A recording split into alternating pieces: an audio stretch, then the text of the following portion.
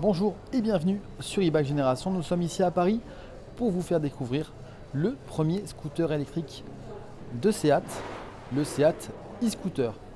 Le e-scooter avait été présenté courant novembre à Barcelone et là finalement il fait sa première apparition en France à l'occasion de l'événement SEAT On Tour organisé par la marque espagnole à Paris. Alors sur la partie esthétique du modèle, donc le design est entièrement nouveau, a entièrement été adapté, mais la conception, on la connaît, elle est trahie justement par cette espèce de bloc batterie qu'on voit là, puisque le scooter a été conçu par les équipes de Silence. Silence, c'est une société qui est spécialisée dans la conception et la production de scooters électriques. Elle est leader en Espagne et c'est avec cette marque que SEAT a choisi de s'associer pour ce premier scooter électrique.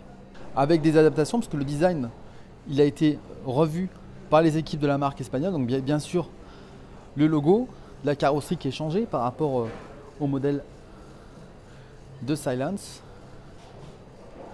Pas mal de petits aspects pratiques, hein. On voit là pour poser le téléphone, le petit bouton assez élégant pour démarrer le scooter.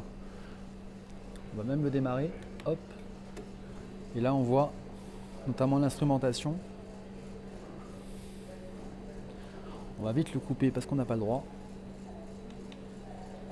Voilà. Voilà les poignées qui rappellent un petit peu, on voit les incrustations rouges qui rappellent la carrosserie. Donc c'est assez réussi, là, les sélections de différents modes de conduite. On peut gérer l'instrumentation grâce à des boutons. Un petit porte-bouteille, des ports USB, donc le bouton d'activation. Donc le tout, c'est assez élégant et c'est un scooter qui est homologué dans la catégorie des équivalents 125 cm3.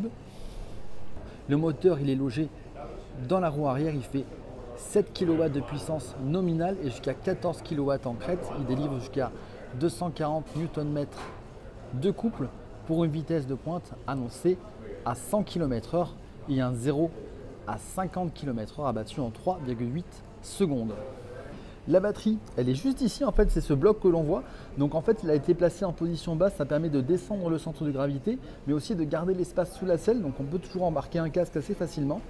Et surtout, le concept, il est extractible. Donc en fait, on a un système de poignée qui permet de retirer le bac batterie. Et après, il y a un système de roulette, c'est comme un chariot, hein. Donc c'est ce qu'on retrouve déjà sur les scooters électriques de Silence. Et après, on peut la transporter facilement jusqu'à chez soi pour la recharger. Donc il y a vraiment un double intérêt, donc pour le particulier de pouvoir la recharger chez soi, mais aussi pour les applications libre-service de pouvoir facilement faire un échange de batterie sans avoir à déplacer le scooter. En matière d'autonomie, SEAT communique sur 115 km en cycle, ce qu'ils appellent le WMTC, qui est l'équivalent du WLTP pour le deux roues. La capacité du pack n'a pas été annoncée, mais si on se réfère à la fiche technique de Silence, on est à peu près sur un pack de l'ordre de 5 kWh. En France, le scooter électrique de SEAT sera lancé en 2020. Il sera commercialisé à la fois par le biais des concessionnaires de la marque, mais aussi avec des magasins spécialisés dans le domaine de la mobilité. Donc ça fait partie finalement de l'offre mobilité, de la nouvelle branche Urban Mobility de SEAT. Et c'est par ce biais-là que le modèle sera commercialisé à la fois pour le grand public, mais aussi pour les professionnels avec des applications très orientées vers l'autopartage. Côté prix, SEAT n'a pas fait encore d'indication officielle, mais nous a confirmé qu'il serait assez proche de ceux pratiqués par Silence au niveau du marché espagnol où les scooters sont commercialisés aux alentours de 7 000 €.